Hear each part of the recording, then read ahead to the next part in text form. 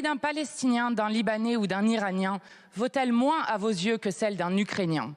Car si vous pensez comme nous que toutes les vies se valent, toutes sans exception, pourquoi laissez-vous le droit international se faire enterrer à Gaza?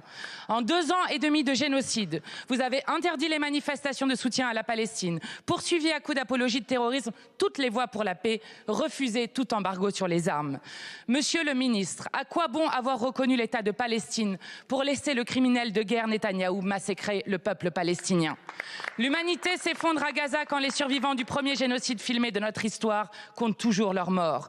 L'humanité s'effondre en Cisjordanie quand, en une nuit, 9 villages palestiniens ont été simultanément attaqués, pillés et incendiés par des colons israéliens.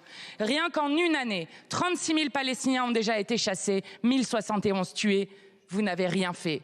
Paris exhorte, Paris condamne, mais Paris ne sanctionne jamais. Vous n'avez rien fait et vous avez ainsi cautionné la fuite en avant de Netanyahou et de Trump. Désormais, il bombarde le peuple iranien comme le peuple libanais. Netanyahou assume de vouloir annexer le Sud-Liban pour en faire un nouveau Gaza. Monsieur le ministre, vous abaissez la France lorsque vous affirmez que la stabilité au Moyen-Orient passe par la mise en œuvre du plan colonial de Trump pour Gaza. Vous abaissez la France quand, depuis la terre de l'agresseur, vous validez un plan qui prévoit de construire une Riviera et des data centers sur le cimetière des Palestiniens, un plan qui vise à discréditer définitivement l'ONU.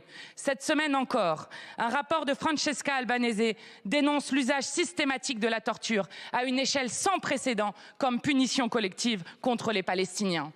La vie d'un Palestinien, d'un Libanais ou d'un Iranien vaut-elle mieux à vos yeux que celle d'un Ukrainien? Si la réponse est non, alors pourquoi y a-t-il eu 19 trains de sanctions contre Poutine pour ses violations du droit international en Ukraine et toujours aucune sanction contre Netanyahou et son gouvernement? Quel niveau de crime faut-il atteindre pour que la voix de la France s'élève enfin pour dire non? Non au génocide, non à la guerre illégale, non au suprémacisme israélo-états-unien.